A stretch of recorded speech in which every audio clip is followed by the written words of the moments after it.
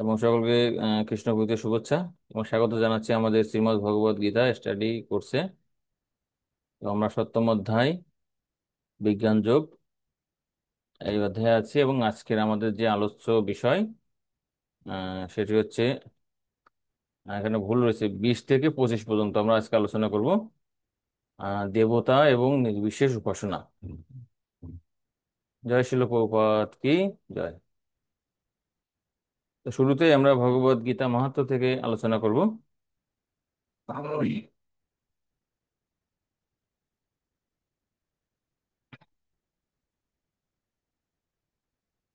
সারথ্যম অর্জুন আস্বাদৌ কুর্বন গীতামৃতম দদৌ লোকোত্তরায় উপকারায় তস্মৈ কৃষ্ণ আত্মনে নমঃ।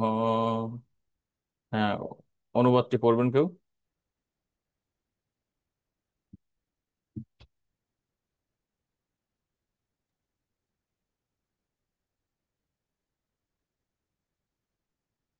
যে কৃষ্ণ অর্জুনের স্বার্থ স্বীকার করে ত্রিলোকের উপকারের জন্য এই গীতামৃত প্রদান করেছেন, আমি প্রথমেই সেই শ্রীকৃষ্ণকেই প্রণাম জানাই। হুম। তো এই মহাত্মা বলছে যে সারথ্যম অর্জুন আস্বাদৌ কুর্বন গীতামৃত দদৌ। ভগবান শ্রীকৃষ্ণ অর্জুনের সারথি হয়েছেন এবং অর্জুন যখন আহ তিনি বিষাদগ্রস্ত হয়েছেন, হতাশাগ্রস্ত হয়েছেন, তখন ভগবান তাকে সেই হতাশা থেকে, মোহ থেকে মুক্ত করার জন্য কি করছেন? গীতামৃত দান করছেন। এটি ছিল বাহ্যিক কারণ। মুখ্য কারণ কি? মুখ্য কারণ হচ্ছে লোকোত্তরায় উপকারায়, মানে ত্রিলোকের উপকারের জন্য, আমাদের উপকারের জন্য। আর তস্মৈ কৃষ্ণ আত্মনে নমঃ, সেই ভগবান শ্রীকৃষ্ণকে আমরা প্রণতি নিবেদন করি। তো এখানে ভুল রয়েছে, এখানে হচ্ছে 20 থেকে 25 হবে। হ্যাঁ, হরে কৃষ্ণ। তো দেবতা এবং নির্বিশেষ উপাসনা, তো আমরা এর আগে দুইটি ক্লাসে, আমরা প্রথম ক্লাসে জানছি জ্ঞানের মহিমা এবং ভগবান কিভাবে এই জগতের সমস্ত শক্তির উৎস বা সবকিছু উৎস সে সম্পর্কে, ভগবানের শক্তির বিষয়ে জ্ঞান সে সম্পর্কে আলোচনা করেছি। আর তারপরে আমরা 13 থেকে 19 পর্যন্ত এখানে ভগবান শ্রীকৃষ্ণের প্রতি শরণাগতি সম্পর্কে আলোচনা করছি। কারা ভগবানের শরণাগত হয় এবং কারা ভগবানের শরণাগত হয় না সে সম্পর্কে জেনেছি। আর আজকে আলোচ্য বিষয়, আলোচ্য শ্লোক সেটি হচ্ছে 20 থেকে 25, দেবতা এবং নির্বিশেষ উপাসনা।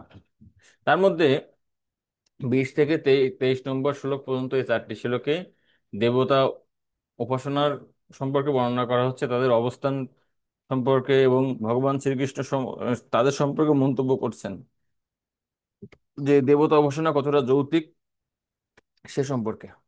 আর 24 থেকে 25 এই দুইটি শ্লোকে নির্বিশেষ নিরাকার উপাসক বা মায়াবাদীদের সম্পর্কে ভগবান তার মন্তব্য করছেন। এবং লাস্টের সেকশনে আমরা 26 থেকে 30, এখানে অল্প কয়েকটি শ্লোক আছে মায়ামোহ থেকে কৃষ্ণ ভক্তি, কিভাবে আমরা সমস্ত মোহ থেকে মুক্ত হয়ে ভগবান শ্রীকৃষ্ণ চরণে দৃঢ় ভক্তি অর্জন করতে পারি।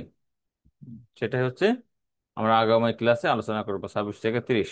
তো আমরা আমাদের ক্লাসে প্রবেশ করছি।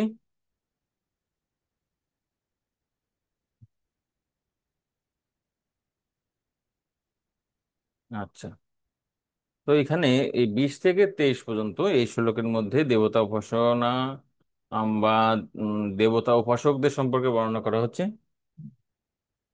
তো আমরা একদম ইমিডিয়েট যে শ্লোকটি রয়েছে গত ক্লাসের 19 নম্বর শ্লোক, সেখানে ভগবান শ্রীকৃষ্ণ বলছেন যে বহুনাম জন্ম জন্মান্তে জ্ঞানবানমাম উপাদ্যতে। বহু বহু জন্মের পর কোনো জ্ঞানবান ব্যক্তি আমার প্রভুত্ব স্বীকার করে বা আমার ভক্ত হয়। সা মহাত্মা সুদুর্লভ, আর সেই ধরনের মহাত্মা খুবই দুর্লভ। তাহলে এবং কারা ভগবানের শরণাগত হয়, হুম, সে সম্পর্কে বর্ণনা করছে যে 4 ধরনের ব্যক্তি ভগবানের শরণাগত হয়। হুম, আর্ত, জিজ্ঞাসু, অর্থাৎ এবং জ্ঞানী। আমরা জানি যে জ্ঞানী তাদের মধ্যে শ্রেষ্ঠ, কারণ তার ভক্তি হচ্ছে একনিষ্ঠ। আর এই ধরনের যে ভক্তরা আর্ত অর্থাৎই জিজ্ঞাসু এবং জ্ঞানী তারা হচ্ছে সকাম ভক্ত। তো সে সম্পর্কে আমরা আলোচনা করবো, তাৎপর্য ছিল প্রপাদন সুন্দরভাবে বলছেন। তাহলে এখন প্রশ্ন হতে পারে, তাহলে যদি সবাই ভগবান শ্রীকৃষ্ণের কাছে শরণাগত হয়ে তাদের যে মানে বাঞ্ছিত বস্তু প্রাপ্ত হতে পারে, কারণ জানি চার ধরনের ব্যক্তি, তারা কিন্তু সকাম ভক্ত, তারা কিন্তু নিষ্কাম ভক্ত নয়। ভগবান তাদেরকেও মহান বলছেন। তাহলে তারা কেন ভগবান তাদের যে বস্তুগুলো বা জাগতিক বস্তুর জন্য কেন অন্য দেবতার কাছে যায়? হুম, সে সম্পর্কে এই 20 নম্বর শ্লোকে বর্ণনা করা আছে দেবতা উপাসক এবং তারা হচ্ছে অল্প বুদ্ধি সম্পন্ন। তারপর মূল শ্লোকে যাচ্ছি। কামস্তৈতৈরিতো জ্ঞানা প্রপদ্যন্তে অন্য দেবতাঃ তম তম নিয়মাস্তায় প্রকৃতা নিয়তাশয়া। অনুবাদটি পড়বেন। জড় কামনা বাসনার দ্বারা যাদের জ্ঞান অপহৃত হয়েছে তারা অন্য দেবদেবীর শরণাগত হয় এবং তাদের স্বীয় স্বভাব অনুসারে বিশেষ নিয়ম পালন পূর্বক সেই সেই দেবতাদের উপাসনা করে। হরে হুম। কৃষ্ণ। তো ভগবান বলছেন যে যারা তাকে শরণাগত হয়, ভগবান তাদের সমস্ত কিছু পূরণ করেন, তাই না? আর এখানে বলছেন কিন্তু তবুও অধিকাংশ ব্যক্তি, অল্প কিছু নয়, অধিকাংশ ব্যক্তি কি করেন, যে তারা অন্য দেবতা শরণাগত হয়, তার কারণটা কি? যে কামস্তৈতই ঋত জ্ঞানা, তাদের যে জ্ঞানটা রয়েছে সেটি অপহৃত হয় বা চুরি হয়ে যায়। কিসের দ্বারা? যে কামনা বাসনার দ্বারা। আমাদের অনেক অনেক জড় কামনা বাসনা রয়েছে। সে এই কামনা বাসনার দ্বারা কি হয়, আমাদের যে জ্ঞানটা হয়ে যায়, চুরি হয়ে যায়, অপহৃত হয়। ঠিক আছে।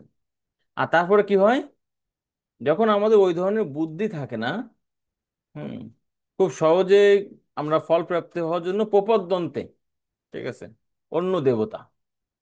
হুম। ভগবান শ্রীকৃষ্ণ এই অধ্যায়ের 15 নম্বর শ্লোকে বলছেন, ঠিক আছে, 15 নম্বর শ্লোক না, 16 নম্বর শ্লোক, 14 নম্বর শ্লোকে এখানে দেখেন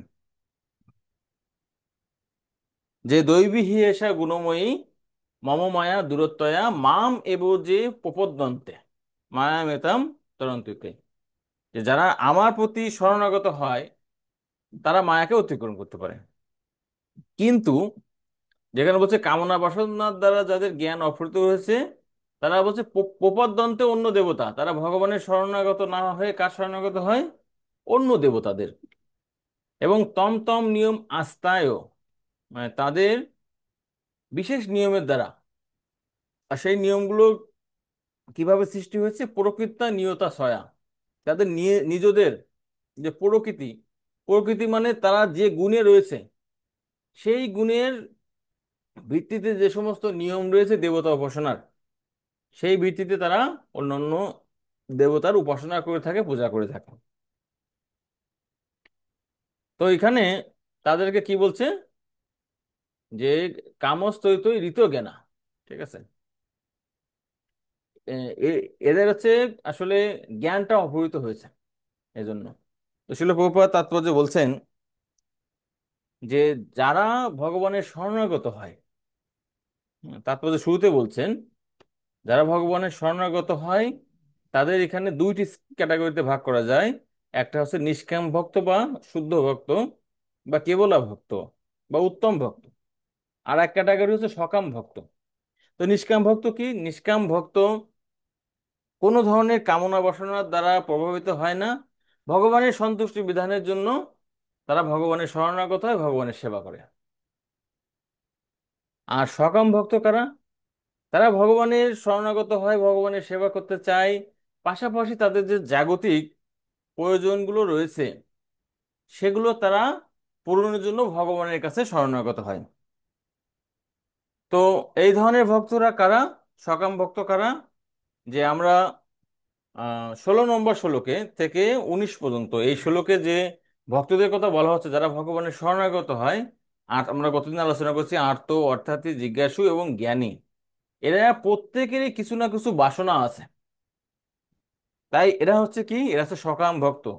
কিন্তু এই সকাম ভক্তরাও যদি নিষ্কাম ভক্তের সঙ্গ করে, অর্থাৎ উন্নত বৈষ্ণবের সান্নিধ্যে আসে, তাহলেও তিনি সকাম ভক্ত থেকে কি হয়, নিষ্কাম ভক্তে পরিণত হন।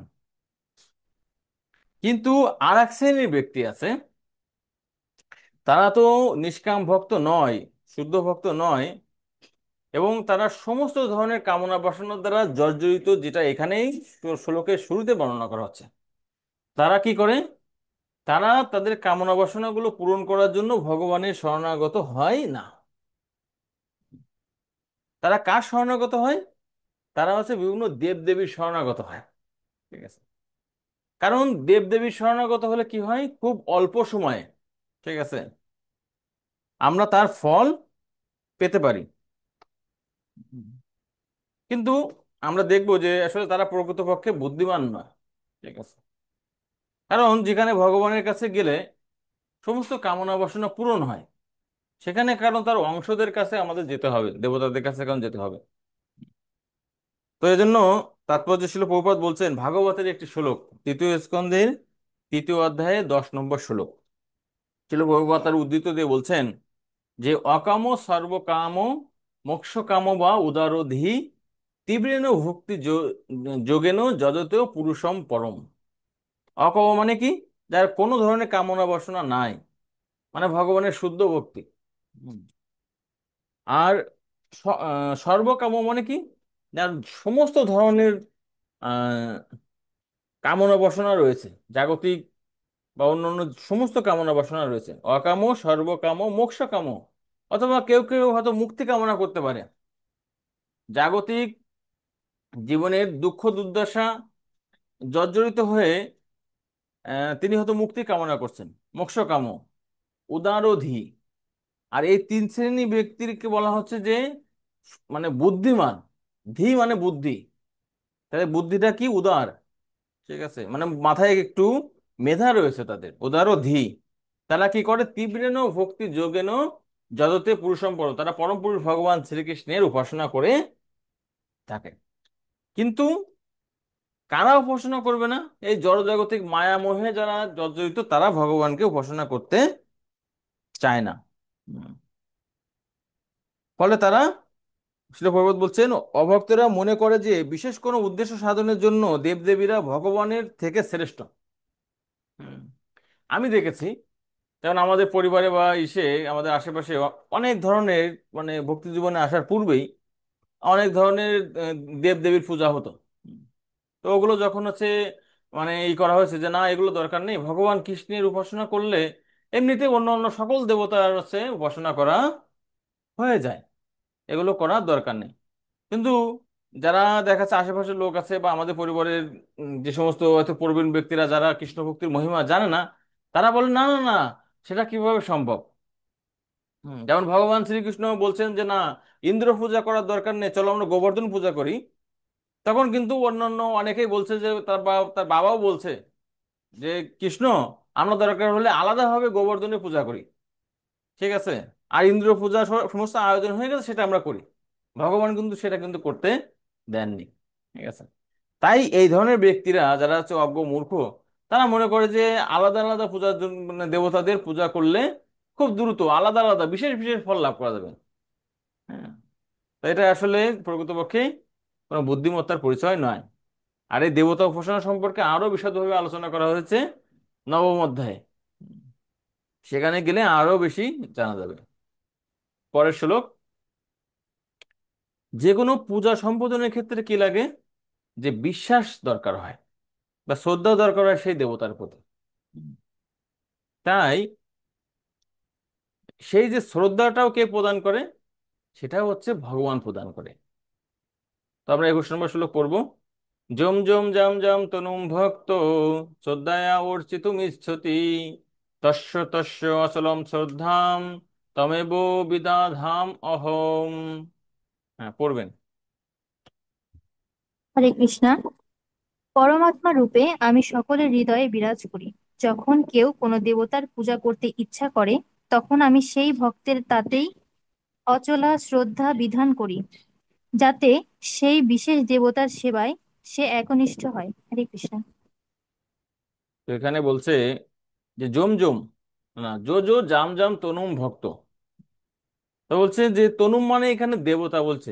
তো যে যে দেবতার ভক্ত, ঠিক আছে, শ্রদ্ধায় অর্চিত মিচ্ছতি, তারা যদি ইচ্ছা করে যে না আমি অত্যন্ত শ্রদ্ধার সহিত সেই দেবতার আমার বিশেষ উদ্দেশ্য সাধনের জন্য, যেমন শিল প্রভুপাদ বলছেন, যদি কেউ রোগ থেকে মুক্ত হতে চায় তাহলে সূর্য দেবের উপাসনা করতে হবে, ধন সম্পদের জন্য লক্ষ্মী দেবীর উপাসনা করতে হবে, সুন্দরী স্ত্রী লাভের জন্য আহ উমা দেবীর উপাসনা করতে হবে, তাই না?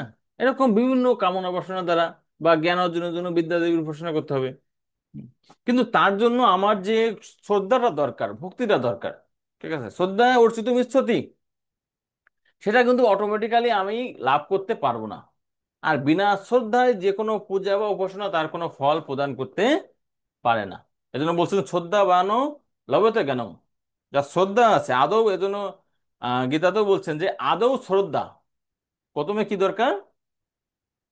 প্রথমে দরকার হচ্ছে শ্রদ্ধা, ঠিক আছে? শ্রদ্ধা না থাকলে আসলে কোনো লাভ হবে না। আর সেই শ্রদ্ধাটা কে বিধান করেন? সেই শ্রদ্ধাটা বিধান করেন হচ্ছে ভগবান শ্রীকৃষ্ণ। এখানে বলছে তস্য তস্য অচলম শ্রদ্ধা, তাদের প্রতি যে অচলা শ্রদ্ধা সেটাও কে বিধান করছেন? সেটা হচ্ছে ভগবান বিধান করেন।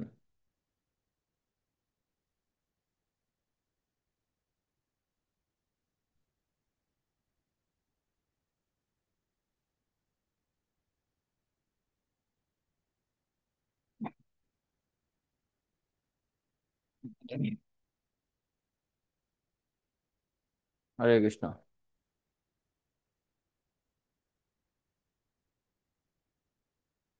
তো ভগবান সেই অচলা শ্রদ্ধা তিনি এসে বিধান করে থাকেন, তম এব বিধাম্য অহম, ঠিক আছে? তো এই দুইটা শ্লোক পড়ে বা এই দেবতা উপাসনার এই শ্লোকগুলো পড়লে মনে হয় যে আমরা মনে হয় দেবতাদের বিদ্বেষী, তাই না? কিন্তু প্রকৃতপক্ষে কৃষ্ণ ভক্ত কখনোই মানে কারোর প্রতি বিদ্বেষ পোষণ করতে পারেন না। কেন তিনি হচ্ছে বিদ্বেষী নয়? কারণ দেখেন, ভক্তরা স্বাভাবিকভাবে, হুম, স্বাভাবিকভাবে সকলের প্রতি সমভাবাপন্ন। আর সেখানে দেবতা, তারা কিন্তু পরম বৈষ্ণব। হুম, যদি আমরা ভগবান শিবের কথা চিন্তা করি, তো ভগবান শিবকে, ভগবান শিব হচ্ছে যে বৈষ্ণব নাম যথাশম্ভু। কিন্তু দেখা যাচ্ছে যে যখনই যখনই এই শ্লোকগুলো করা হয় তখনই আমাদেরকে ট্যাগ প্রদান করে যে না আপনারা তো দেবতাদের প্রতি শ্রদ্ধা করতেছেন না বা অমুক তমুক। আসলে এটি বিষয় নয়। কারণ আমরা যদি সরাসরি দেবতার পূজা করি, উপাসনা করি, দেবতারা সন্তুষ্ট হয় না। দেবতারা কখন সব থেকে বেশি সন্তুষ্ট হয়? যখন আমরা ভগবানের উপাসনা করি। কারণ ভগবানের যে বিশ্বরূপ রয়েছে, বিরাট রূপ রয়েছে, দেবতারা হচ্ছে সেই ভগবানের বিরাট রূপের অংশ। তাই গাছের গোড়ায় যদি জল দেওয়া হয়, গাছের গোড়ায় জল দিলে সমস্ত বৃক্ষই সেই জলে জল বা বা পুষ্টি লাভ করতে পারে। উদরে খাবার দিলে কি হয়? সমস্ত দেহ পুষ্টি লাভ করে। ঠিক তেমনি বলছেন সর্ব অহন্যম অচ্যুত ইচ্ছা, যখন কেউ ভগবান অচ্যুত শ্রীহরির আরাধনা করে তখন সমস্ত দেবতার উপাসনা হয়ে যায়। আর সেভাবেই পূজিত হতে দেবতারাও সন্তুষ্ট হন। তো এখন মনে হতে পারে যে তাহলে ভগবানরা মানে দেবতারা কেন এই ধরনের যে তাদের দেব উপাসক আছে তাদেরকে কেন পরিবর্তন করেন না, যে আমার প্রতি শ্রদ্ধা ভক্তি বা পূজা না করে তুমি কৃষ্ণের প্রতি ভক্তি করো, ভগবান বিষ্ণুর উপাসনা করো। তো ছিল বিশ্বনাথ চক্রবর্তী ঠাকুর বলছেন যে দেবতারা তার ভক্তদের নিজের প্রতি শ্রদ্ধা বা বিশ্বাস প্রদান করতে পারে না। আর তার জন্য এই শ্লোকে বলছেন কি, এই যে শ্রদ্ধা সেটা কি করে আমি বিধান করি কৃষ্ণ। তাহলে তারা কিভাবে একটা জীবের বা সাধারণ জীব আত্মাকে কৃষ্ণের প্রতি শ্রদ্ধা বা রতি জাগ্রত করতে পারে? তাই তারা করতে পারে না। কিন্তু দেবতারা তখনই সব থেকে সন্তুষ্ট হন, বা কোনো আত্মার প্রতি যদি সন্তুষ্ট হন, যে দেবতারা বুঝতে পারেন যে না এই আত্মাটা বুদ্ধিমান, একে যদি বলি ভগবান শ্রীহরির আরাধনা করতে, এ করবে, তখনই দেবতারা নির্দেশ প্রদান করেন। যেমন আমরা বিভিন্ন এরকম লীলা জানতে পারি ভক্তদের সাথে, যে সনাতন গোস্বামী একটি লীলা আছে, তিনি একজন একজন শিব, তার এক ভক্তকে বলছে যে সর্বশ্রেষ্ঠ বস্তু যদি পেতে চাও তাহলে তুমি সনাতন গোস্বামীর কাছে যাও। উম, এরকম অনেক অনেক কাহিনী আছে যে তারা ভগবান শ্রীহরির আরাধনার কথা বলছেন। এবং ভাগবতের পঞ্চম স্কন্ধে প্রচাতা প্রচেতাদের কাহিনী আছে, সেখানে শিব প্রচেতাদের বলছেন যে আমি অত্যন্ত সন্তুষ্ট হয়েছি, ব্রহ্মা বলছেন আমি সন্তুষ্ট হয়েছি যে তোমরা শ্রীহরির আরাধনা করছো। তাই প্রকৃতপক্ষে যদি আমরা দেবতাদের সন্তুষ্ট করতে চাই, তাহলে আমাদেরকে কি ভগবান শ্রীকৃষ্ণের শ্রী বিষ্ণুর আরাধনা চমৎকারভাবে সুন্দরভাবে সম্পাদন করা উচিত।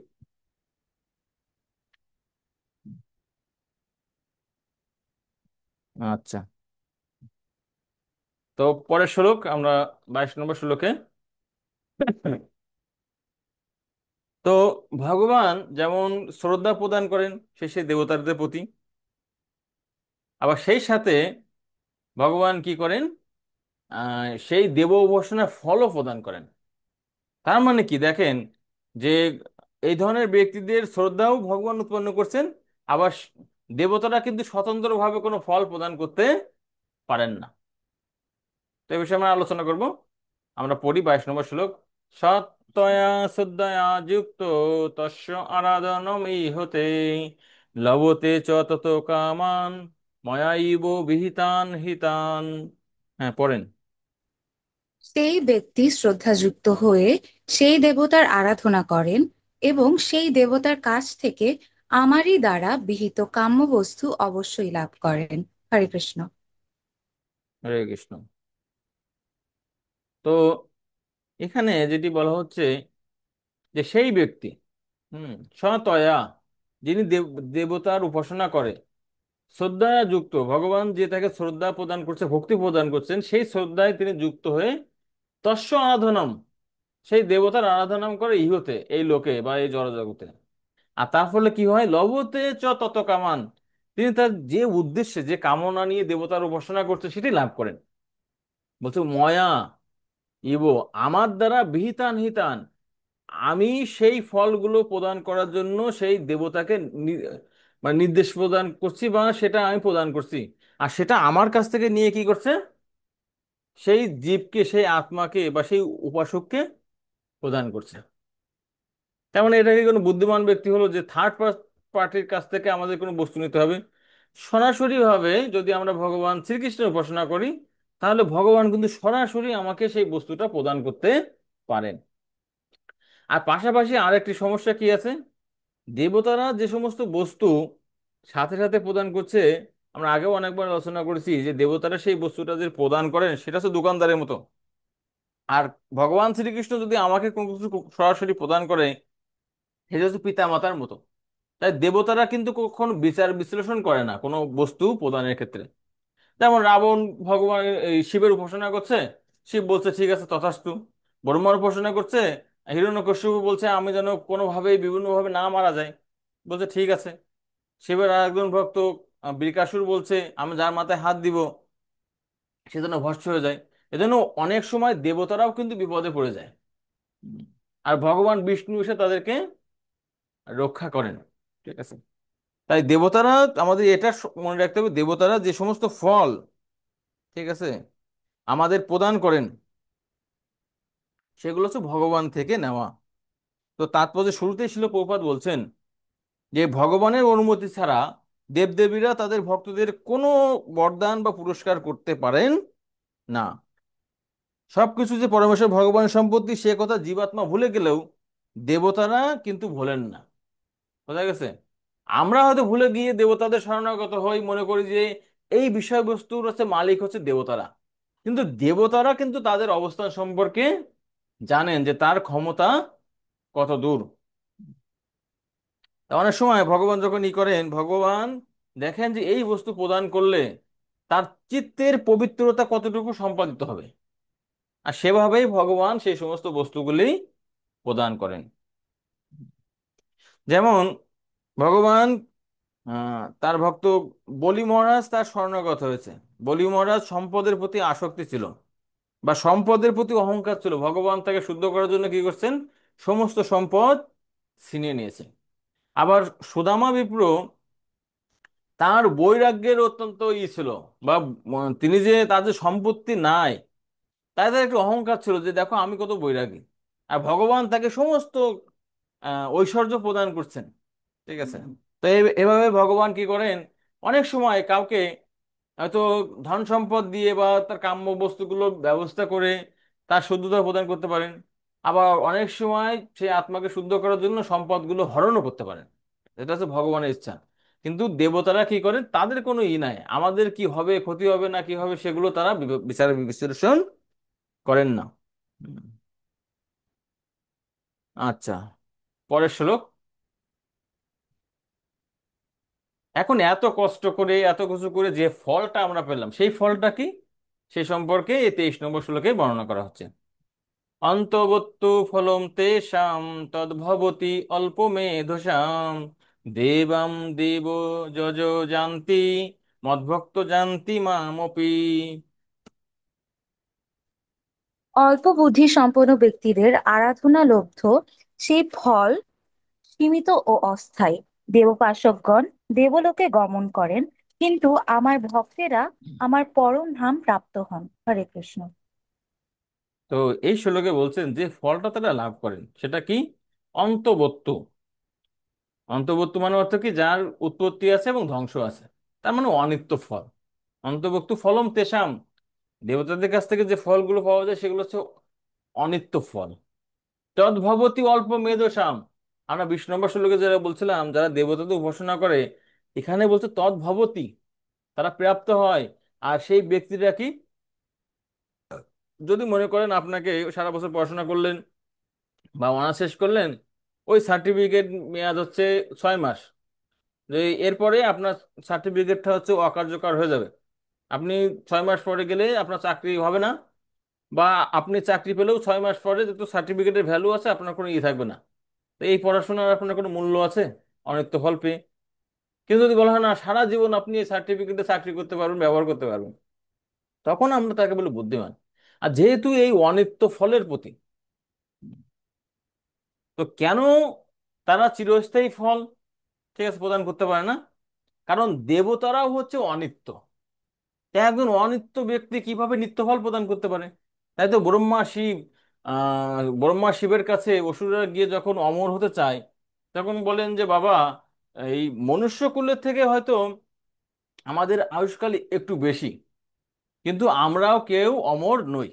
ঠিক আছে। তাই তাদের ফলটা কি, ফলটা হচ্ছে কেন হচ্ছে অন্তবস্তু অনিত্য। কিন্তু তবুও মানে মূর্খ ব্যক্তি, অল্প মেধসাম, ঠিক আছে, যাদের মেধা বুদ্ধি অল্প, স্বল্প বুদ্ধিমান, তারা কি করে, সেই দেবতার উপাসনা করে থাকে। তারা মনে করে যে না আমি হয়তো কোনো চিরস্থায়ী ফল পেতে পারি, কিন্তু চিরস্থায়ী ফল তারা পেতে পারে না। আর ভগবান বলছেন এই দেবতা উপাসনার ফল আর ভগবানের উপাসনার ফলের মধ্যে ডিফারেন্সিয়েট করার জন্য ভগবান এখানে বলছেন দেবান দেব যত জানতি। যারা দেবতার উপাসনা করে তারা কোথায় যাবে, তারা যাবে হচ্ছে দেবলোকে। আর মদ ভক্ত জানতি মামপি, কিন্তু যারা আমার ভক্ত, মানে ভগবান শ্রীকৃষ্ণ বলছেন কৃষ্ণের ভক্ত, তারা কৃষ্ণ লোক প্রাপ্ত হবে, গোলক বৃন্দাবনে গমন করবেন। কিন্তু এই মূর্খ ব্যক্তিরা কি মনে করে, যে আমরা যে কোনো দেবতার উপাসনা করি বা কৃষ্ণের উপাসনা করি, আলটিমেটলি আমরা একই ধরনের ফল প্রাপ্ত হই। আর এটাই হচ্ছে তাদের মূর্খামি, তারা প্রকৃত তত্ত্ব উপলব্ধি করতে পারে না। কিন্তু আমরা ভগবদ গীতার স্টুডেন্ট হিসেবে আমরা বুঝতে পারছি, ভগবদ গীতার 4র্থ অধ্যায়ের 11 নম্বর শ্লোক, সেখানে আছি, সেখানে কি বর্ণনা করা হয়েছে, যে আহ, যিনি যেভাবে, ঠিক আছে, আমার শরণাগত হয় আমি তাকে সেভাবে পুরস্কৃত করি, তাই না? কেউ যদি শুদ্ধ ভক্তি সহকারে ভগবানের করেন তাহলে তিনি ভগবানের কাছে যাবেন। কিন্তু কেউ যদি ভগবানের শরণাগত না হন তিনি কিভাবে ভগবত ধামে যেতে পারেন? হ্যাঁ, এই ধরনের অল্প বুদ্ধি সম্পন্ন ব্যক্তিরা সেগুলো উপলব্ধি করতে পারেন না। হুম। আচ্ছা, তো আমরা 20 থেকে 23 পর্যন্ত দেবতা উপাসনা বা দেবতা উপাসক সম্পর্কে আলোচনা করলাম। এখন আমরা পরের 2টি শ্লোক, 24 থেকে 25, এই শ্লোকে নির্বিশেষ উপাসনার কথা বর্ণনা করা হয়েছে। তো সে সম্পর্কে আমরা আলোচনা করব এই দুইটা শ্লোকে।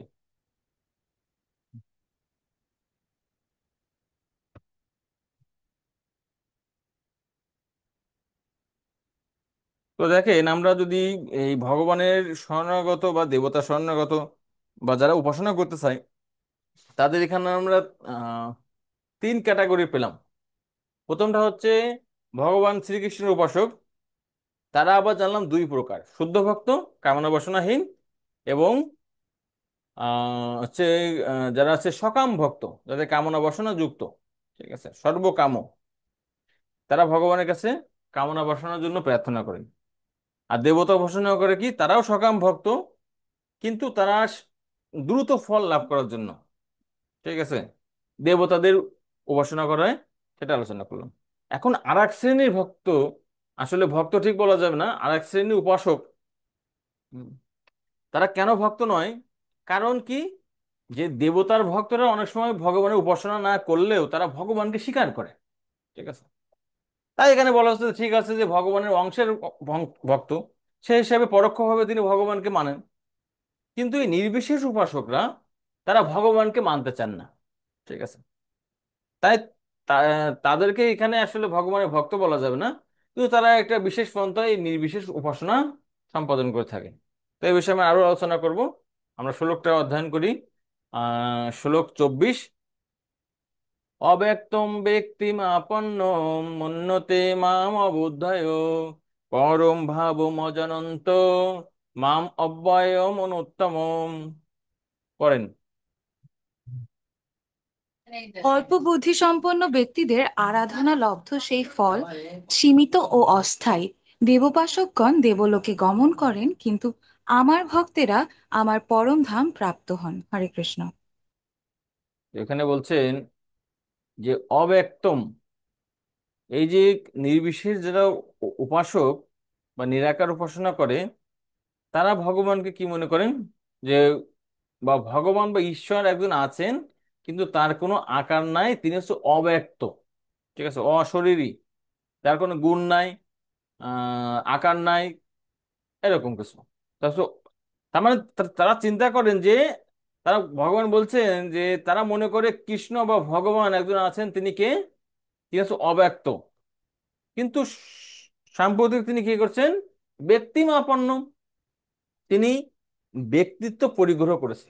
তার মানে প্রকৃতপক্ষে ঈশ্বর কি, ঈশ্বর হচ্ছে নিরাকার, কিন্তু বিভিন্ন সময়ে ভগবান যে সমস্ত লীলাবিলাস করেন, সেগুলোকে তারা মনে করে যে না, নিরাকার থেকে ভগবান সাকার হয়েছে। তো প্রকৃতপক্ষে তারা কি মনে করেন, তারা মনে করেন যে ভগবানের এই যে অবতার, সেগুলো নিরাকার থেকে আসছে। তো সেটিও যদি হয় সেটি মানা যায়, কিন্তু তারা মনে করে ভগবানের এই যে সাকার রূপ বা ভগবানের যে অর্চা বিগ্রহ, বিগ্রহের রূপ, এগুলোকে তারা জড় মনে করে, ঠিক আছে। এবং ভগবানের এই যে দেহটা বা আকার, তারা মনে করে যে ভগবান মায়ার দ্বারা প্রভাবিত হয়েছে, মায়াগ্রস্ত।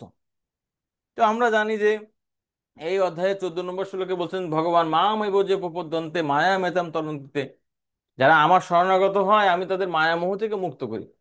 কিন্তু এই ধরনের বোকা ব্যক্তি তারা কি মনে করে, যে ভগবান এই জগতে আসলে তিনি মায়াগ্রস্ত হন আমাদের মতো। আর আমি কি করব, আমি সেই নির্বিশেষ ভগবানের যদি আরাধনা করি, আমিও ভগবান ছিলাম, আমিও যখন মুক্ত হয়ে যাবো তখনও আমি ভগবান হয়ে যাব, ঠিক আছে। তাই তারা সরাসরি ভগবানকে খাটো করে তারা নিজেরাই ভগবান হতে চায়। তাই তারা প্রকৃতপক্ষে ভগবানের ভক্ত নয়, উপাসক নয়, তারা ভগবানের প্রতিদ্বন্দ্বী।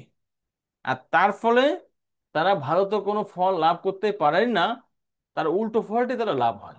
এজন্য ভগবান বলছেন অব্যক্তম ব্যক্তি মাপন্নম। তারা মনে করে আমি অব্যক্ত ছিলাম, এখন আর সাম্প্রতিক সময়ে আমি কি করছি, ব্যক্তিত্ব পরিগ্রহ করছি। আর বলছে মন্যতে মাম অবুদ্ধয়। আর এই ধরনের ব্যক্তিরা, যারা নির্বিশেষ উপাসকরা, তারা জ্ঞান যোগের উপাসক বলে নিজেদেরকে দাবি দাবি করে, কিন্তু প্রকৃতপক্ষে তারা জ্ঞানী নয়। অবুদ্ধয় মানে কি, বুদ্ধিহীন। তো দেবতা উপাসক থেকে নির্বিশেষ উপাসকের পার্থক্য আমরা এভাবে নিরূপণ করতে পারি। 23 নম্বর শ্লোকে দেবতা উপাসক সম্পর্কে বলছেন ভবতি অল্প মেধসাম। অল্প মেধসাম মানে কি, তারা হচ্ছে অল্প বুদ্ধি সম্পন্ন, কিন্তু যারা নির্বিশেষ উপাসক তারা হচ্ছে অবুদ্ধয়, মানে বুদ্ধিহীন, ঠিক আছে, নো ইন্টেলিজেন্স। ওটা হচ্ছে দেবতা উপাসক হচ্ছে লেস ইন্টেলিজেন্স, অ্যান্ড আপনার নির্বিশেষ উপাসক হচ্ছে নো ইন্টেলিজেন্স, তাদের কোনো বুদ্ধি নাই। হুম।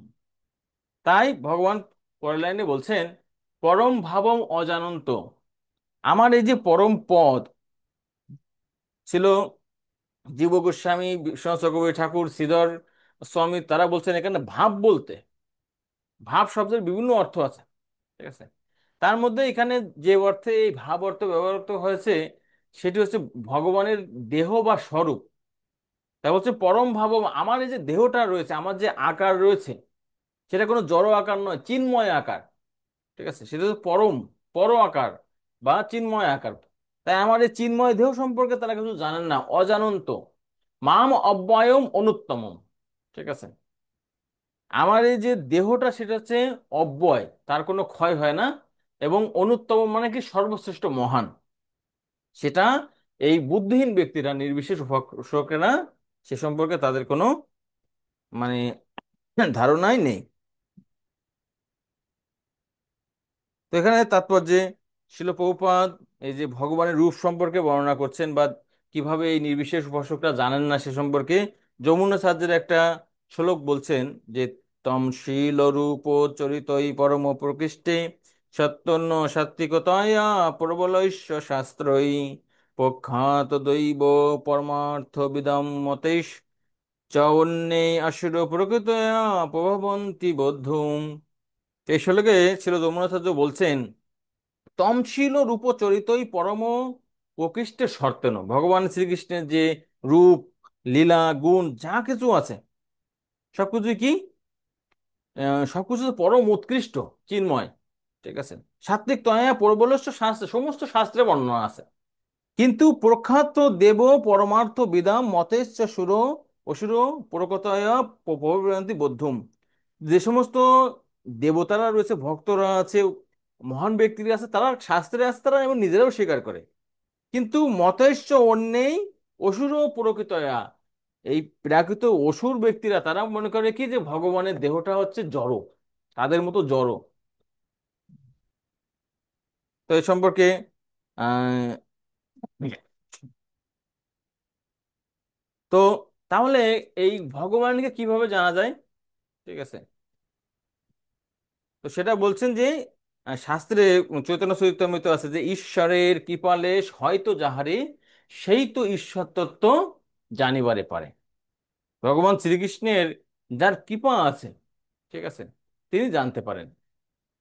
তাই এখানে এই ভাগবতের আরেকটি শ্লোক দেখেন পরের পৃষ্ঠায়, সেখানে বলা হচ্ছে দশম স্কন্ধের 14 অধ্যায়ের 29 নম্বর শ্লোকে ব্রহ্মাজি বলছেন, তথাপি তে দেব পদম্বুজোদয় প্রসাদলেশ অনুগৃহীত এব হি জানাতি তত্ত্বম ভগবান মহিম্ন ন চ অন্যে একপি চিরম বিচ্ছিন্নম।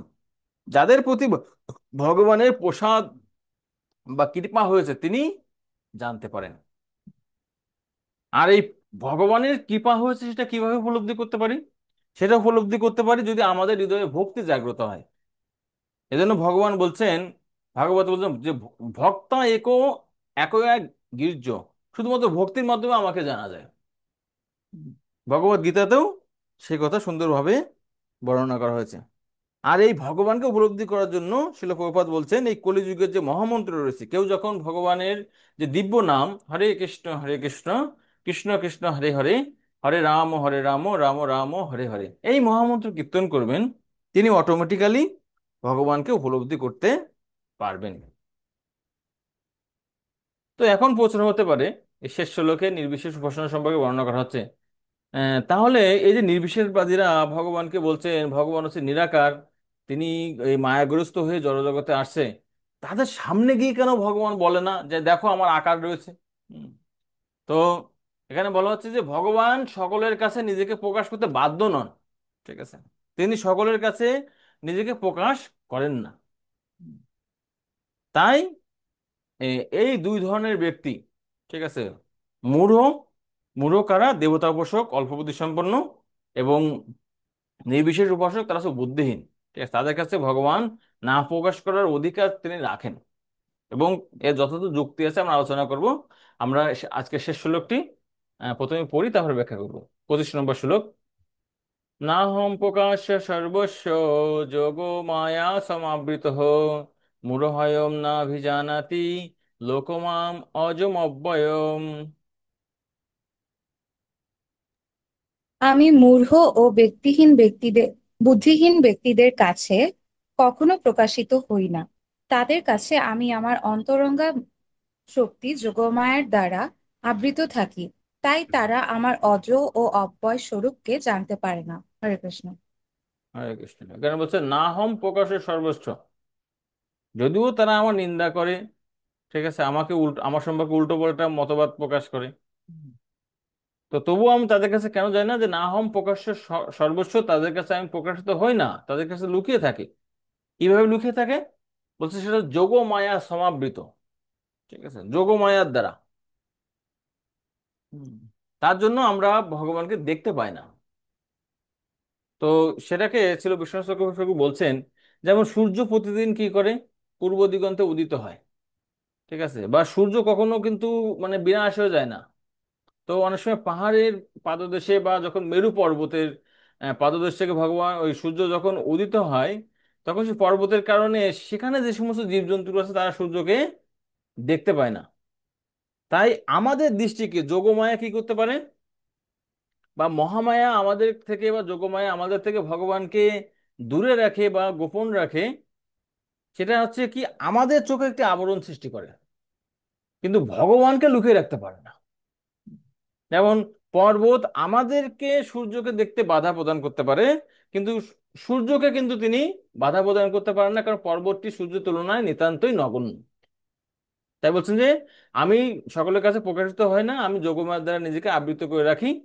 তার ফলে মূঢ় অয়ম নাভি জানাতি, এই ধরনের যে বুদ্ধিহীন ব্যক্তি দেবতা উপাসক বা এই বুদ্ধিহীন যে সমস্ত নির্বিশেষ উপাসক রয়েছে, তারা আমাকে জানতে পারে না। লোক মাম অজম অব্যয়ম। হুম। তারা আমার যে অজ, অজ মানে জন্মরহিত, তারা মনে করেন যে ভগবান বা নিরাকার থেকে তিনি জন্মগ্রহণ করছেন। না, ভগবান জন্মগ্রহণ করেন না, তিনি আবির্ভূত হন। আর ভগবান হচ্ছে জন্মরহিত, অজ এবং অব্যয়, ঠিক আছে, তার কখনো ব্যয় হয় না, তিনি হচ্ছে নিত্য আনন্দময় স্বরূপে অবস্থান করেন।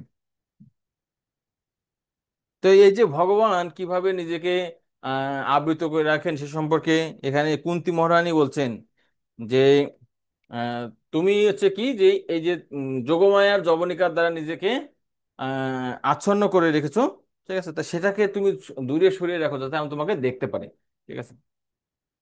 আবার এখানে আপনার ঈশোপনিষদ থেকে আরেকটি শ্লোক রয়েছে, যে হিরণ্যময়ন পাত্রেণ সত্যস্য হিতম মুখম তৎ ত্বম ত্রিশূন অপাবৃণ সত্য ধর্ম দৃশ্যয়ে। যে তোমার যে এই যে অঙ্গজ্যোতি, ব্রহ্মজ্যোতির ফলে আমরা তোমাকে দেখতে পাচ্ছি না। হুম। অনেক সময় আলো কি করে, আলোর মাধ্যমে আমরা কোনো বিষয়বস্তু দেখতে পারি।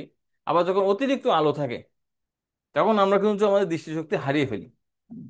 তাই ভক্তরা ভগবানের কাছে প্রার্থনা করেন। আর এই জ্যোতিটাই হচ্ছে কি, নিরাকার, ঠিক আছে। তো লাস্ট যে বিষয়টি আলোচনা করব, যে ভগবান কেন এই সমস্ত মূঢ় ব্যক্তিদের থেকে নিজেকে লুকিয়ে রাখে, তাদের কাছে কেন প্রকাশ করে না? কারণ কি, যে ভগবান কোনো জীবের বা দেবতা উপাসকদেরকেও কেন ভগবান বলছেন না তোমরা সরাসরি আমার উপাসনা করো? কারণ প্রত্যেকের, শিল প্রভুপাদ বলছে, ক্ষুদ্র স্বাধীনতা আছে। আর ভগবান শ্রীকৃষ্ণ কখনো জীবের এই ক্ষুদ্র স্বাধীনতায় হস্তক্ষেপ করতে চান না। তাই যদি কোনো জীব দেবতা উপাসনা করতে চায়, ভগবান বলছে ঠিক আছে, তুমি তাহলে দেবতা উপাসনা করো। কোনো জীব যদি নির্বিশেষ উপাসনা করতে চায়, ভগবান তাদেরও হচ্ছে বিরক্ত করতে চান না। হুম। এমনকি ভগবান যদি তাদের সামনে নিজেকে যদি বিশ্বরূপও প্রকাশ করে, তবুও তারা কিন্তু ভগবান শ্রীকৃষ্ণের শরণাগত হবে না, কারণ সেই ধরনের বুদ্ধি তাদের নাই, সেই ধরনের চেতনা তাদের নাই। যেমন দুর্যোধনের কাছে গিয়ে ভগবান তাকে শেষ পর্যায়ে বলছেন, তুমি আমি কে দেখতে চাও? হুম। তো আমি তোমাকে বিশ্বরূপ দেখাচ্ছি। তো দুর্যোধনকে বিশ্বরূপ দেখালেও তিনি কি মনে করছেন, ও দেখো এটা হচ্ছে বাসুদেব কৃষ্ণের মায়া, ঠিক আছে, তাই তারা সেটিকে উপলব্ধি করতে পারবে না। তো ঠিক আছে, আজকে আমরা আলোচনা করলাম দেবতা উপাসক এবং নির্বিশেষ উপাসক সম্পর্কে। তো এই বিষয়ে আমরা আরো নবম অধ্যায়ে আহ, এই বিষয়ের মানে আরো বিস্তারিত সেখানে কিছু শ্লোক আছে, আরো সেখানে জানতে পারবো। আগামী ক্লাসে আপনারা এই অধ্যায় শেষ পর্যন্ত 26 থেকে 30 পর্যন্ত অল্প কয়েকটি শ্লোক আছে, মায়ামোহ থেকে মুক্ত হয়ে কিভাবে শুদ্ধ কৃষ্ণ ভক্তি করা যায়।